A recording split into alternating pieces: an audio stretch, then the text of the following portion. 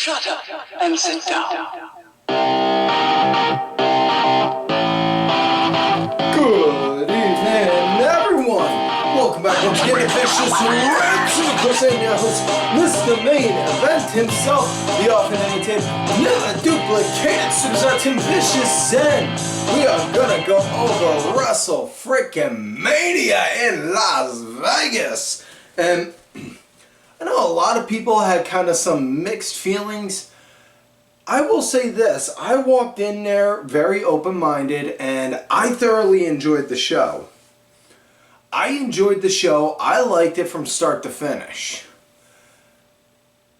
And yeah, now before we get into the show and news that broke during the day of the show, I want to remind everyone, we are WWE Shop affiliates, so if you want a Jey Uso shirt, one of the limited edition John Cena Last Time Is Now shirts, so maybe something from Mommy, from Mommy, Rhea Ripley, given Mother's Day's coming up.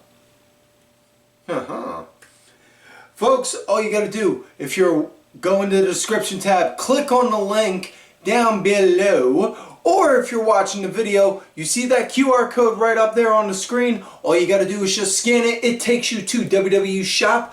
You make whatever purchase you want off of that. And we here at the Vicious Studios receive a small nominal commission, which helps us improve things here at the show to make this show better for you. Now, breaking news that broke during the day of night one of WrestleMania on Saturday. And folks, I was in the middle of doing the main event mixer with the Main Event Network, which, on a side note, we are building up the Main Event Network channel. So I am going to do much like I did for this page, for my main YouTube page. You go to the Main Event Wrestling Network's YouTube account, follow them, subscribe to their channel, hit me up with a screenshot, show me that you subbed to their channel, and I will pick a random subscriber to send a Vicious Ranch shirt to, courtesy of yours truly, all out of my pocket, because when one main event guy moves up the ladder, all the main event guys move up the ladder. And I am all for the main eventers being main eventers. Right? Right. So, with that said, news that broke. I was in the middle of the main event mixer when it was official. WWE has officially acquired AAA Wrestling. So what that means is, this is hands down, in my personal opinion, the biggest wrestling purchase WWE has made since the purchase of WCW. They own now one of the biggest Mexican wrestling companies. And yeah, they got it. They made the official announcement on the pre-show. And they also officially announced the day of Money in the Bank, the day of the Money in the Bank pay-per-view. They're going to have a Worlds Collide where they have NXT talent going up against AAA talent early in the day. So much like, and just like with WrestleMania weekend, we had Stand and Deliver and then WrestleMania, we're going to have Worlds Collide and then Money in the Bank. Oh, lordy, this is a hell of a time to be a wrestling fan. I am so freaking happy for the people that are just getting to get into wrestling now, that are just sinking their teeth into it. Because, man, they are in for one hell of a ride. Now, with that said, let's get into the show. Night one of WrestleMania. It starts out with main event Jey Uso going up against the ring general himself, Gunther. And, dude, I like this match. I thought this was a great match to open up the show. Nice feeling out at the start of it, you know. And that Gunther, he was leading the pace. He was leading the pace for the match, but both guys were being real physical. I mean, like when Jey was throwing his shots in, you felt like, it didn't feel like he was throwing live rounds, But it felt like, ooh, damn, he put some stank behind that shot, huh? Like that. But man, it was so good. And I absolutely loved on how the finish was. Jey, he wound up building a comeback, wound up hitting three Uso splashes, and then wound up locking Gunther in the rear naked choke, wound up getting him, and Gunther, he tapped out. Gunther tapped out. Now, I said this on the main event mixer. Gunther is one of those guys where you don't have to worry about him losing. I mean, you look at his career in just WWE, he's like, up until this match, he was like, I think 53 or 54-4. The guy is got a good, the guy is a fucking beast. He would be the kind of dude you would send out to go and make another monster look like you could have a fighting chance against him. You know? But I'm all for it. You know, you can't have everyone win all the time, and it reminds me of when Samoa Joe went with that undefeated streak in TNA. And Jeff Jarrett has even gone on record saying they never had an official plan on when to end Joe's streak. It was just a matter of, no, when we feel like it's right. You know what? This felt like it was the right time for Gunther to hand over the title, lose, and he did. The following night on Raw, he went up to Michael Cole and Pat McAfee's face because they were talking about on how Gunther tapped out. Wound up actually grabbing Cole, choked him out. McAfee went to go take a swing at him, and then Gunther took a swing at McAfee and then choked him out. And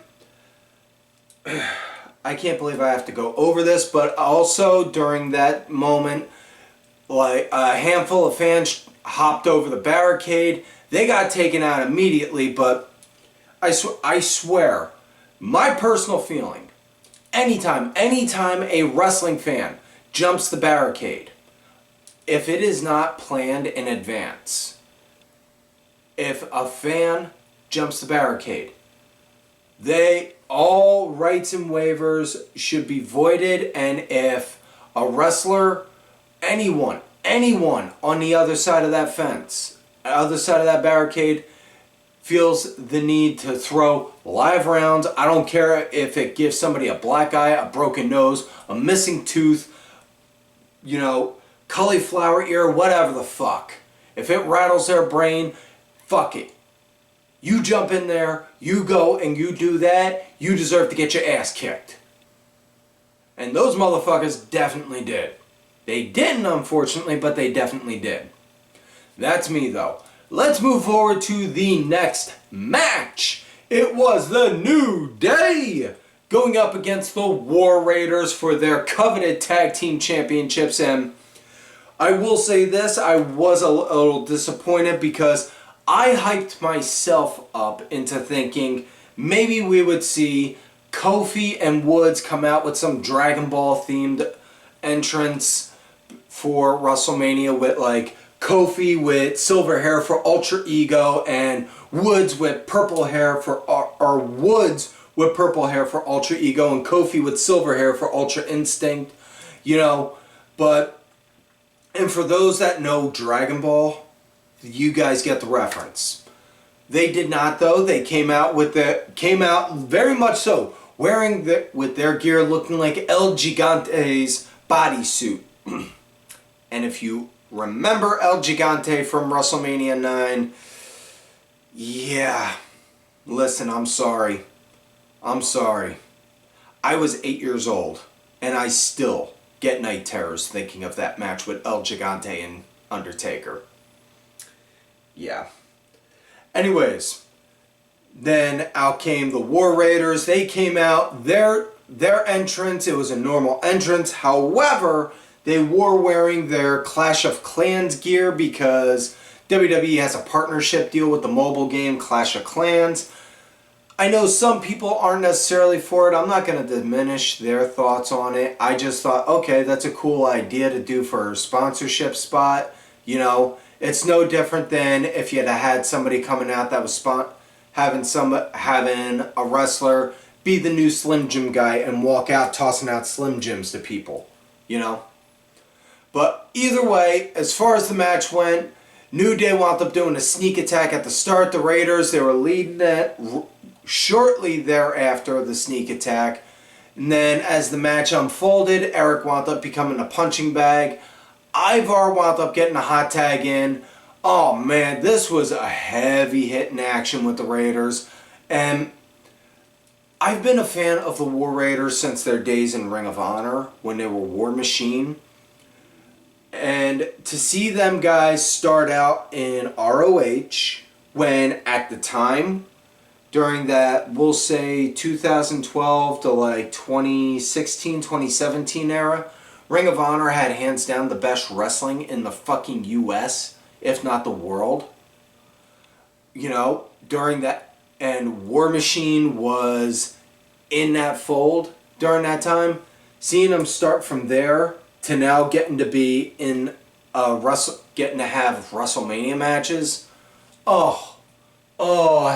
As a longtime fan, it felt so good to see.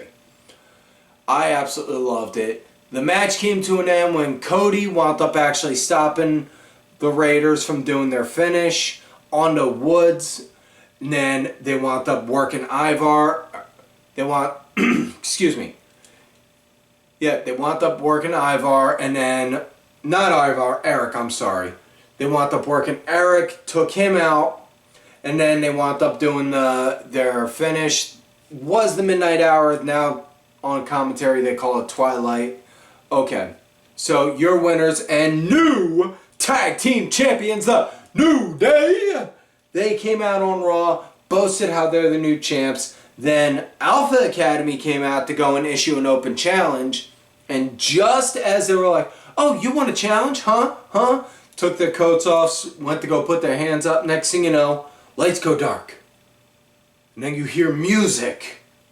And then all you see on the Tron, in big bold letters, Rusev. Rusev is back, folks. And the best part about Rusev's return, he returned on Rusev Day! How awesome is that? He returned on Rusev Day. Oh, it is so good to see that. But he came out, New Day tucked tail and ran. Rusev completely demolished Tozawa, beat the piss out of Otis, and then locked the Accolade in on him, just and wrenched it. Well, and all I could think is, and Otis is one big sumbitch, and holy fuck, I missed this. Yeah, so, now with that said, the next match was Naomi going against Jade Cargill. Naomi wound up coming out to like some new metal, like new and you metal music. I don't know if that's going to be her new permanent theme or if that's it was just Mania music, but either way, she had a stellar entrance with that.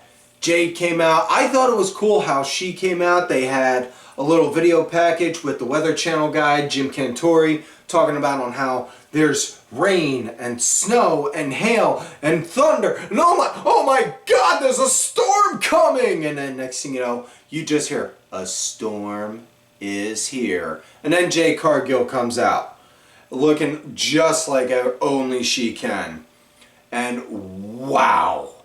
Now, I absolutely love this match. Both girls were swinging at each other like they both owed each other money. Naomi wound up leading the pace, though, as the match progressed. It was a good one. It was a good match. I know some people kind of took to it the very, very kind of wrong way. But a lot of people were like, oh my god, Jade's had a more wardrobe malfunction because she has to keep fixing her shirt. She has to keep fixing her shirt like that. And I'm just like, guys, listen, I like girls and I like that kind of stuff about girls as much as anyone else, but can we just pull that aside for like 5 minutes to appreciate the match? I mean, if I gotta be the voice of reason when it comes to something like that, what in the ever-loving blue hell does that tell you? Anyways, Jade wound up getting the win. How the win came, she wound up countering a move Naomi was going to do, and then wound up doing this really, really sick-looking powerbomb on Naomi, and then hit the Jaded for the 1, 2, 3. Where this goes from here, I'm not sure, but I can definitely see Jade getting put into the title picture for the women's title at some point. Next up, we got the Samoan Werewolf, Jacob Fatu, going up and challenging L.A. Knight. Yeah, dummy, yeah, let me talk to you. And L.A. Knight, you want to talk about an entrance? Well, let me talk to you for a moment. You see, you got the United States champion. Any 2-bit move can go and walk on down the ramp. Nah. What you got right here is you got the megastar driving up onto the ramp in a Maserati. A freaking Maserati. Who does that? I'll tell you who. The one man who is walking in the WrestleMania as the US champ, where everybody says his name, L.A. Knight, yeah. As far as the match went, wow, I dug this match. Jacob, he was leading, holding his own. Oh my God. Knight was holding his own, I should say, but oh my God, this was a coming out party match for Jacob Fatu. And it's crazy to think because rewind the clock a year back, Jacob Fatu was working indie shows during the WrestleCon was, yeah, easy for me to say, I'm getting too excited. Jacob Fatu was doing indie shows for WrestleCon during WrestleMania weekend, and now he is the 4th match on the first night of WrestleMania challenging for a championship. Jacob wound up getting the win. He wound up doing a Samoan drop off the top rope and then hit 2 of those oh so beautiful moonsaults he does. And honestly, I couldn't help but laugh because Haku wound up making his way out ringside. He wound up going around the barricade, went over and congratulated Jacob for the win. And all I could think is, I dare somebody to try and stop Haku of all people. Because listen, okay, anyone that knows the old classic song Big Bad Leroy Brown, that pretty much sums up Haku. Because so long as you're on his good side, you're safe. But for those that don't know the legends, Haku could literally rip your face off and eat it right in front of you if he wanted. That is on how badass of a dude he was in the day and still is. So yeah. And keep in mind, Tamatonga and Tangaloa are Haku's boys. So you don't think that kind of badassery didn't fall far from the tree. You know, I pity if Tangaloa ever comes across anyone that goes and throws that kind of shit at him in real life. Like they try and do on the Twitter and shit. Next up we had El Grande Americano, the greatest luchador to ever grace WWE. Ole! Now, he was scheduled to go against Rey Mysterio. However, the night before on SmackDown, he wound up getting injured. Or should I say, injured with a question mark. So card subject to change. Instead, it is now Rey Fenix. So, Rey Fenix is going to compete in his very first WrestleMania. Not even with only being a few months in the company, not just main roster debut, not just signed with NXT and then LWO took him under his wing. No. Within the first within the first couple of days within the company. That is some serious fucking trust and love right there. And now, I absolutely loved it. Now, also, Vikingo, he was ringside. And for those who don't know who Vikingo is, I can understand, you know, it's hard to catch it's hard to catch a lot of AAA stuff stateside unless you know where to go, or if you got Triller and such. Or if you don't have the money to afford the streams, you know, there are naughty ways to do it, but we're not going to talk about those on here. But either way, Vikingo, he was ringside, and El Grande got into his face. Them two had an exchange and a little bit of a shove, but then, not a shove, headbutts. And then after that, El Grande and Fenix, they went at it. Oh my God, c'est magnifique. I know I'm talking about a lucha match, but I gotta use that French line, c'est magnifique. Mwah. Chef's kiss, it was beautiful. I loved it. It was an outstanding performance by both guys. I absolutely loved it. Also, I absolutely love the fact that the idea I suggested last week, El Grande did not have to do. Well, I don't know if he had to do it or not, but nobody tried to remove El Grande's mask, which is a great thing. Because I suggested last week El Grande wear a Chad Gable mask underneath his lucha mask so he could still keep his identity secret and nobody would know who he truly is. Even though we all know, based on his height and his muscular build, El Grande is really Omos. But either way, great match. It came to an end when El Grande wound up putting a thing in his forehead, like that loaded plate thing in his head. And then he went to go and try and do a headbutt. Fenix stopped him, and then he went to go do that tightrope kick he does. Did the walk the ropes, and then boom, kicked El Grande right in the face. And then he fell to the ground, grabbing his ankle like, ah! And it looked legit for like a good 3, maybe 10 seconds. Like, oh my God, please don't tell me Fenix really busted his ankle on his WrestleMania debut match. Please no. And then when you heard the commentators start talking about on how, well, Fenix, that's the same leg he kicked El Grande with, and he's got that loaded plate in his head. And I was like, oh, you dirty fuckers, you're working that. That is so freaking brilliant. And they did. Next, El Grande put in an ankle lock. Excuse me. Had an ankle lock in just to help wear him down for a minute. And then proceeded to go do a diving headbutt. Boom. For the 1, 2, 3. So your winner, El Grande Americano. El Grande numero uno. Ha ha ha ha. Next up, we got the buff Barbie herself, Tiffany Stratton, going up against the Queen, Charlotte Flair. Woo. And we'll say this, the match, it had a good start. Charlotte, she was leading there.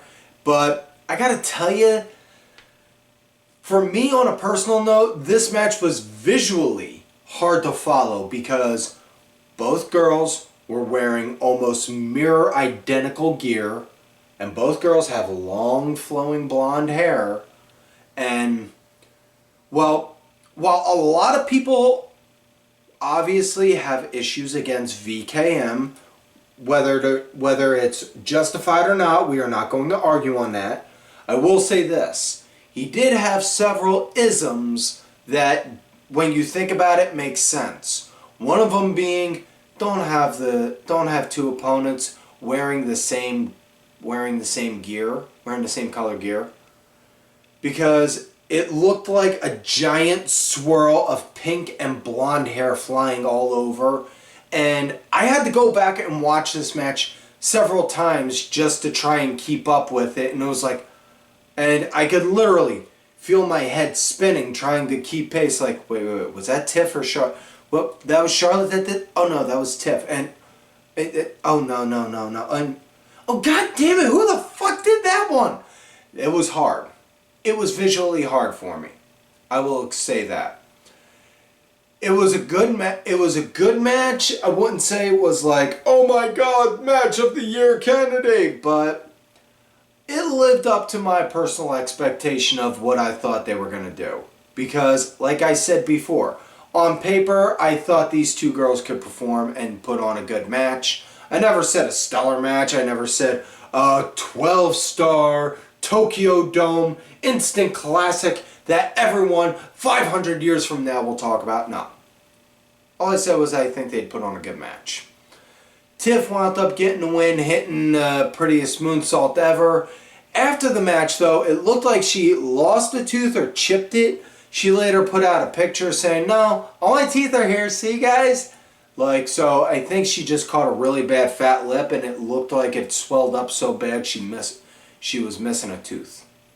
So now we come to the main event of night one. Seth Elizabeth Rollins, because his middle name is not frickin' damn it, going against the OTC, the one tribal chief, Roman Reigns, and main eventing his very, very, very first WrestleMania, the straight edge superstar, the man who lives in the embodiment of luck is for losers, Charles Montgomery Punk himself, CM Punk.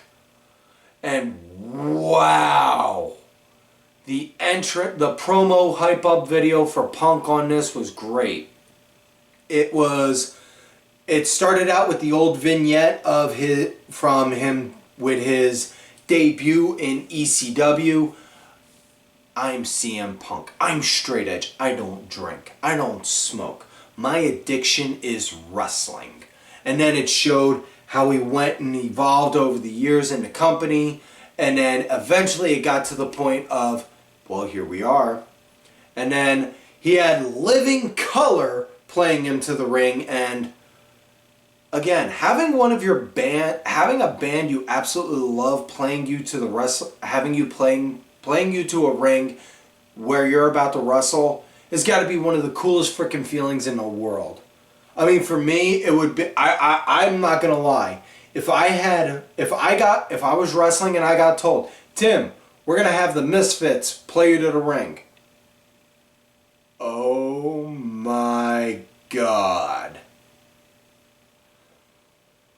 I would. Like, my jaw would hit the ground so hard it would break concrete. Yeah. But either way, as far as back to the match though, like Roman right out the gate getting real angry, launching at Seth and going at Seth and Roman, they have their fair share for a minute because Punk, he just rolls out like, yeah, nah, fuck this, y'all argue amongst yourselves. He lets them do that for a minute, and then Seth and Punk have their moment, and they have their moment where them two are going at it, and they actually start brawling in through the crowd. And I don't know if anyone noticed this, but at one point, Seth, he had a trash can, and wham, caught Punk right on the head. Like, my first thought was, oh, that was a headshot. Holy fuck. Like, that was my big concern right there, was that was a headshot. Once they got back into the ring though, once it got back ringside, man, we had really good solid action after the brawl, and it was just so good. This was a great match, and I would dare say this definitely is a contender for match of the year. I absolutely loved it. The ending made me and my son both go, oh my God. Did he just, oh my God. Because at one point, excuse me, Seth is down. Roman and Punk are fighting to get up. They're both struggling. You see Paul Heyman with a chair, and he's caught in the middle. Do I give it to my best friend, CM Punk? Do I give it to my tribal chief friend? Tribal chief friend? Tribal chief friend? Tribal chief. And then just, boom, slides it over to Punk. I'm sorry, my Tribal Chief. I am sorry. It's my best friend. And then you see Punk as he starts to get up, and you see Paul standing with him like, I'm sorry. And then gets behind Punk and then wham! Hits him with a low blow. And then presents the chair to Roman. For you, my Tribal Chief, this was all for you. I acknowledge you, my Tribal Chief. Go ahead and take him out. And then Roman unleashes a Fury chair on the chair onto Punk. And then after he's done that, my Tribal Chief, my Tribal Chief, look right there. As you see Seth Rollins pulling himself up, holding the ropes to keep himself on his feet, with his back turned to Roman. Get him, my Tribal Chief. It's the Shield all over again, my Tribal Chief. And Roman just gets a sadistic look on his face and then goes to Wise Man. Get behind me. This is going to get ugly. He gets that kind of look. And you see Paul with that sadistic, evil smile only Paul Heyman can make. Just, yes. And then, wham! The low blow heard round the world. Paul Heyman turned his back on Roman. He low-blowed Roman Reigns, proceeded to give the chair to Seth, who then cracked Roman with it, gave him a curb stomp for the 1, 2, 3. The following night on Raw, it was addressed because Seth is now a new Paul Heyman guy. However, as Seth and Paul were in the middle of explaining the reasoning, out comes Punk, who proceeds to go and start swinging at Seth and start looking to go and beat the living piss out of him. Then get interrupted by Roman, who beats the living shit out of Seth. And then as he's going over to Paul, next thing you know, boom! Roman gets taken down like he just caught one of those beanbag riot shots right to the chest. Dude takes the hoodie off, see it. Braun Breaker. So now Seth and Braun Breaker have officially joined along with Mein Savior, Paul Heyman. And yeah, this is a very, very ugly group right here in all the right kind of ways. So now let's move to night 2. It is Io Sky, Bianca Belair, and Rhea freaking Ripley all coming out. And Rhea, I gotta address. One, it was cool with Bianca's entrance because she got to come out with her daughter. Her daughter got to help walk her out some. And then also Rhea's entrance. She had her her costume coming down to the ring was inspired by the Batman Who Laughs. Apparently that's the story going around circling the proverbial internet water cooler. I don't know if it's true or not, or if people are just connecting dots, but if that was the case, man, that is really cool because I do love the Batman Who Laughs story. And now, as far as the match went, Bianca and Rhea started it out, and then once Io eventually got into it, it was all on. All 3 girls got to shine. I thought this was a great opener because having peaks and valleys, when you make a card, you gotta have peaks and valleys. You can't just have it be like a roller coaster where everyone goes up, up, up, up, up, up, up, up, up, up, up, up, up. Main event, up, up, up. All right, match is done. All right, good night. Boom, drop everyone. Nah, you can't do that. You gotta have peaks and valleys. Have it go up and down, up and down, up and down, up and down, up and down, up and down. Like that, It makes sense. That's on how you build interest. Either way, though, great match. All three women got the shine. Now, how the match came to an end, Bianca and Rhea, they started slugging it out at each other. Bianca wound up hitting a KOD on Rhea. Io broke up the pin with the moonsault and then wound up pinning Bianca. Got the 1, 2, 3. The following night on Raw, she was out there celebrating, talking about on how she beat the best. So she's better than the best. And then out came Stephanie Vaquer, and oh my God in heaven. Well, if I didn't need a cardiologist and my heart pills before, oh God, sweet Jeebus. Steph came out and she addressed, you say you're better than the best. Well, let's prove it.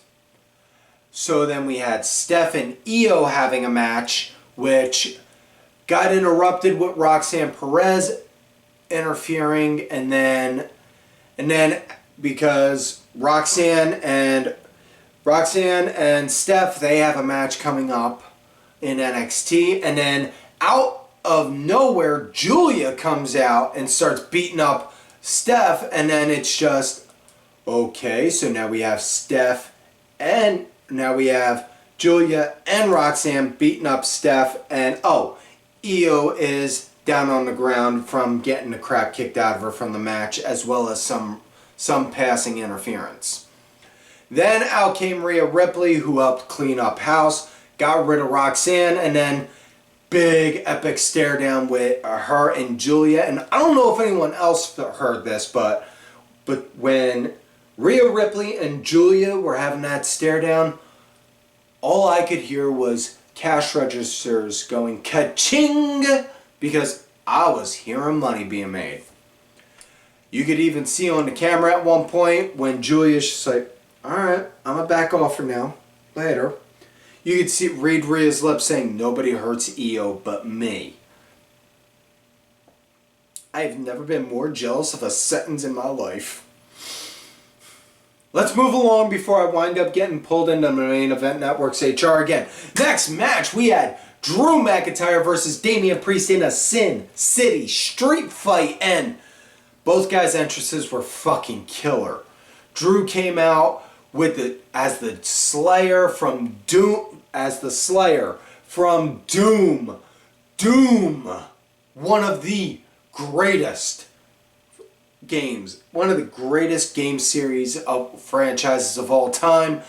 Oh my God, I have never met a Doom game I did not enjoy playing. And that's saying something, because I've even played Doom 3 with the very bad lighting where everyone was pissed off. You can't duct tape a light to a shotgun. You know? I mean, what's not to like about Doom? You're running around killing demons with a double barrel. Oh, and you got a heavy metal album in your background. I see no downside in that. But either way, he came out as the Slayer. And then speaking of Slayer, Damian Priest, he came out with fucking Slayer playing him to the ring. Oh my God. Again, having one of the bands that you absolutely love playing in a ring. Again, they'd be like, Tim, Misfits are going to play you in a ring. Holy shit. I don't even care if I lose. I don't care if I have to do a Bill Goldberg match, okay? If I get the freaking Misfits playing me to the ring, sign me the frick up! Either way, let's get to this match. Both got, now Drew, he was leading the pace throughout the entire match. This match was pretty much the Drew McIntyre show, and at one point he took a page straight out of last year's WrestleMania, where after he got done beating the tar out of Priest, he went over to his brother, got his phone, click, click, and then still bored at work, and then Drew McIntyre is such a fucking treasure. Live tweeting while in the middle of a wrestling match. Wow, that's cool. This was a good match though. I really liked it. Now, match came to an end. Priest, he had Drew's arm, and then he went up to the ropes to go do the old school walk, shades of the Undertaker. Drew just then shoved him off, and he landed on two tables that were set up on the outside. He crashed through those, and then after that, Drew picked him up, had him sitting at his head sandwiched over in the corner where his head was here. He had a steel chair that was wedged in between the turnbuckles right behind him, and then boom, had a Claymore kick right onto his face, and with the chair right behind him for the 1, 2, 3. Drew McIntyre is your winner. Next up, we had Fatal 4-Way for the Intercontinental Championship. Penta going against Dirty Dominik Mysterio, going against Finn Balor, going against the big bad booty nephew himself, Bron Breakker. And well, this was really great, really fast physical action. Everyone had a chance to shine in it. I absolutely loved it. Now, there was a moment where there was tension between Finn and Dom, where at one point, Dom went to go do a 619 onto Finn. Finn caught him and was just had that look like, you rotten son of a whore. Tossed him down, knocked him out, and then proceeded to go and start stomping a mud hole in him. But oh my God, this was a really great match. I loved it. Now, how the match came to an end, Finn wound up doing the coup de grace onto Bron Breakker. After that, Dom wound up doing a frog splash to break up that pin. Shades kind of like what Io did. And then wound up covering Finn in the process on it for the 1, 2, 3. The following night on Raw, everyone all Judgment Day looked at each other, and Liv got in between Dom and Finn like, hey, if one of us wins the title, we all win the title, right? We're all good. And you just see Finn. Ha, it's all good, brother. What happened in Vegas? What happens in Vegas stays in Vegas. And they just left it at that. So, I definitely see Finn getting pissed off at one point because Dom wound up defending his title against Penta on Raw, and we wound up seeing the return of JD McDonough, and I gotta give JD McDonough, I will give a tip of my hat to JD McDonough simply because of the fact, dude, he worked a match with a punctured freaking lung. And he worked the rest of the match with basically working the match with half a tank, and still did all of his stuff and still worked it. Like, wow, what's that tell you?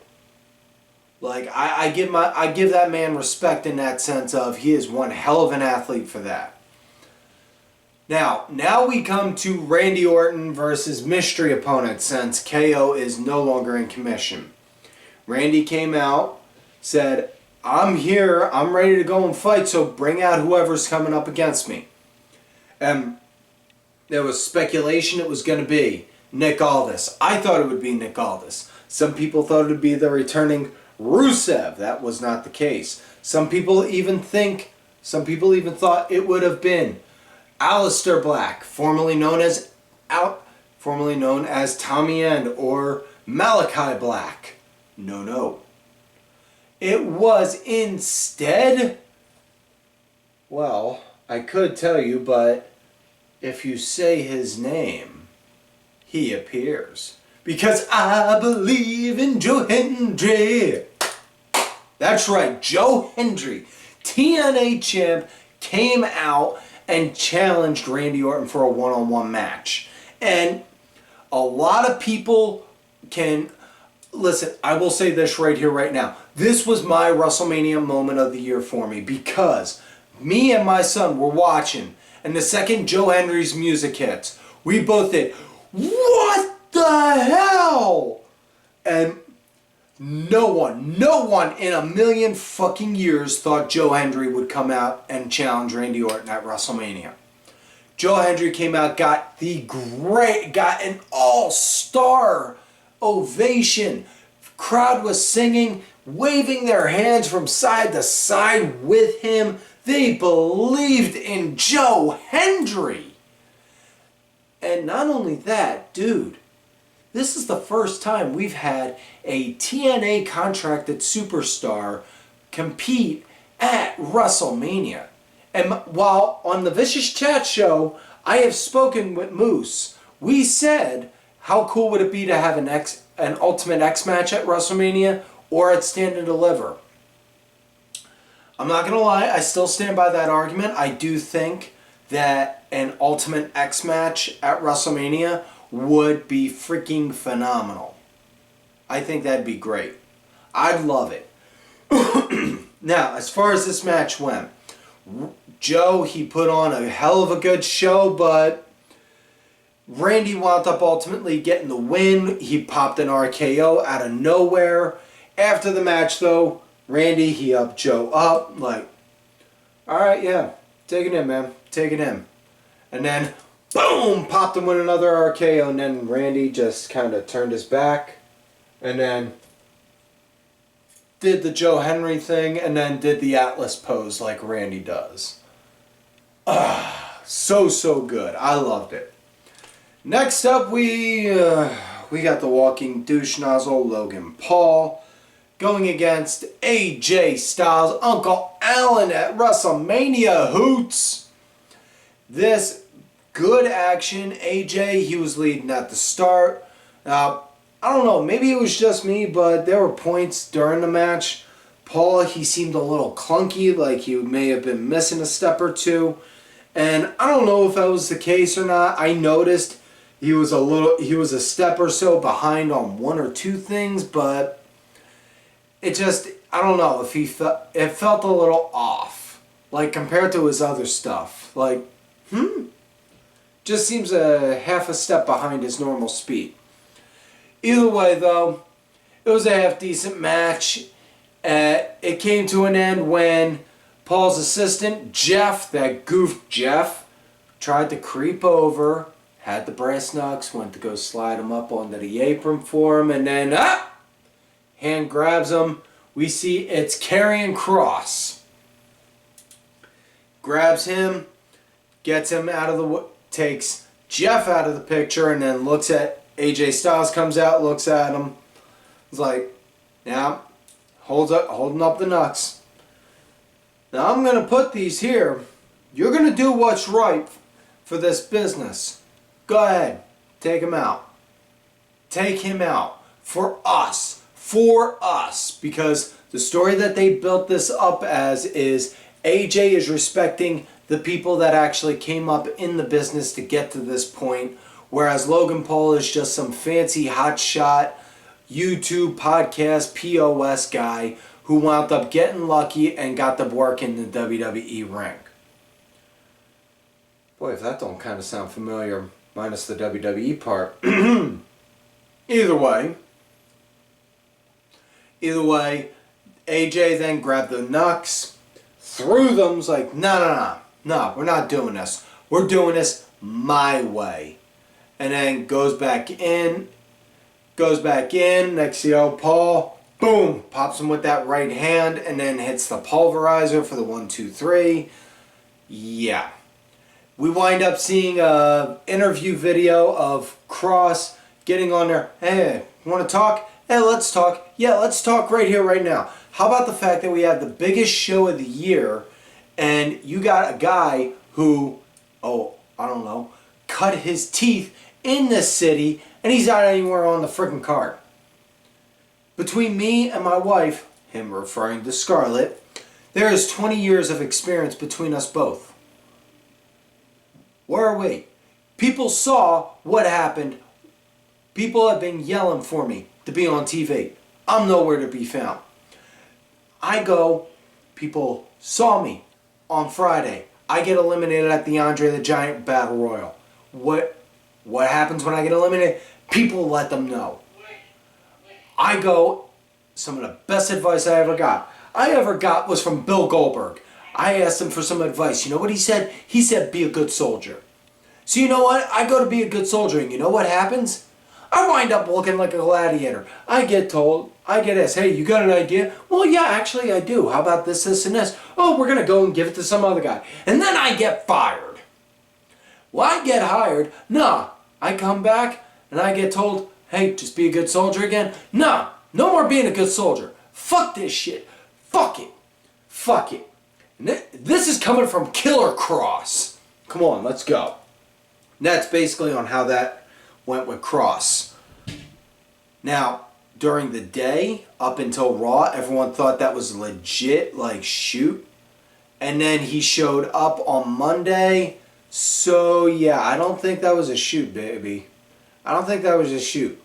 I think that was all planned. And I gotta tell you, I'm liking on how Triple H is, like, peeling back some of the old ideology of, well, you were Killer Cross in the independents, but when you're here, you're carrying, so we're not going to talk about Killer, you know? But, yeah. Next up, we have women's tag action. We got Liv Morgan and Raquel Rodriguez scheduled to go against Lyra, Valkyria, and Bayley, but Bayley, god damn, I'm going to get this right. Bayley wound up getting injured, and apparently she messed up her shoulders, so she's going to be out for an extended amount of time. And they needed a replacement. So Lyra had to go and get a new replacement. She did, and she got the MILF, the man, Becky Lynch is back, baby. And man, oh man, Becky got a good pop. I loved it. It's always great to see Becky back. Listen, I know I'm in the small minority here and I don't give a shit. I like Becky. She impressed me and won me over the night she busted her nose, got her bell rung, and then just stood there tall, wanting more. Like, what? You want what? You want to fuck with this? Like, yeah. Okay, cool. Either way, really great pop for Becky. And now, as far as the match went, it was a good match. Lyra, she wound up being the punching bag. Lynch wound up getting to be Lynch got the hot tag. Nice action. Becky wound up getting the win by doing the manhandle slam to Liv Morgan. They had a rematch the following night on Raw. Now, excuse me. Lyra is now in the history book for two reasons. Because not only is she the first women's intercontinental champion, she's also the first woman to be intercontinental and tag champion. So, yeah. Lyra and Becky had a rematch against Liv and Raquel on Raw. Liv and Raquel won the match, so they're now tag champs again. And at first I'm like, the fuck? What was the point of the night before with? And, huh? Then we wound up seeing Becky snapped and just proceeded to go and beat the living shit out of Lyra. So okay, that's where we're going. She's pissed off. You brought me back just to have us lose? No, fuck you, and I'm going to take your fucking title now, kind of deal. So I can see that, and I'm all for it. So now we come to the main event of the night. John Cena versus Cody Rhodes. We got Peacemaker fighting Homelander. Wow. I'm going to say this. John Cena had the greatest entrance for WrestleMania this year. No flashy lights, no grandiose attire or costumes or nothing. Lights went dark. Tron just says John Cena. That's it. And he just, stone cold face, gets the towel, flips it behind him, and just walks. No flashy Titantron video, no nothing. Just, he really is giving them nothing now. And this right here is the living embodiment of less is more, and it was great. Cody came out, he had like, excuse me, he had like 4 guys on dirt bikes riding back and forth at the entryway until Cody came out Cody came out. He came out then, got ringside, gave Grande a hug, gave his daughter a hug and kiss, proceeded to get into the ring, and now here we go with the match. Really good, nice, fast pace, really nice, slow pace at the start.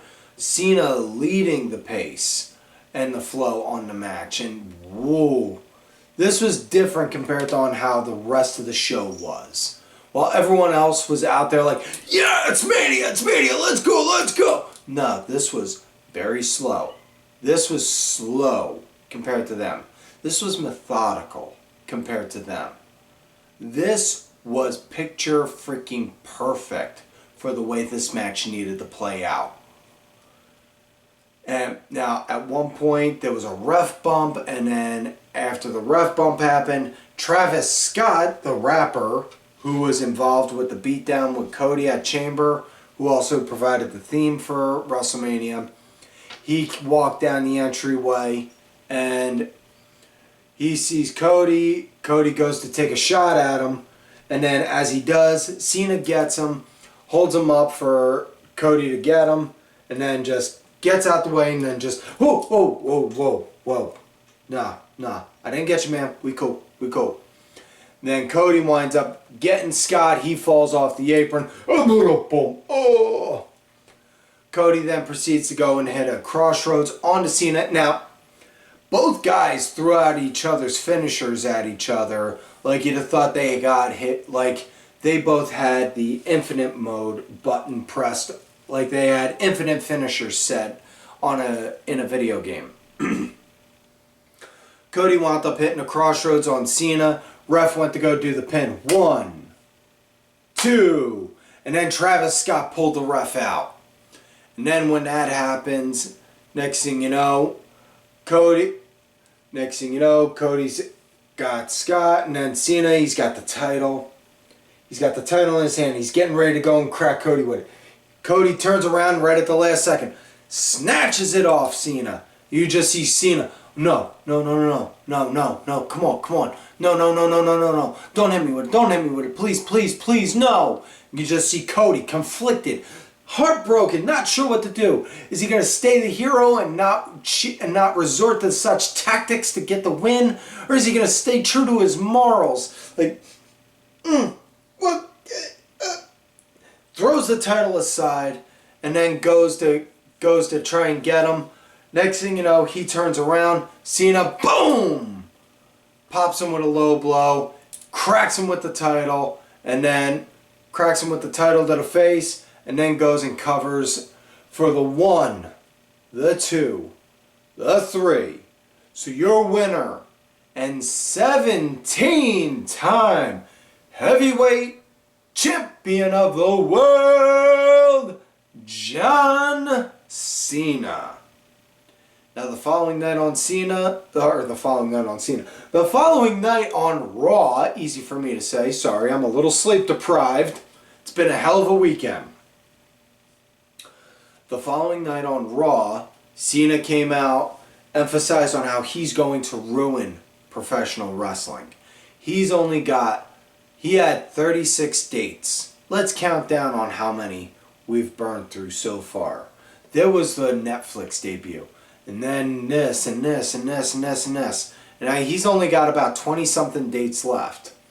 And he's hell-bent for leather. He's going to retire as world champion and take the title with him and leave.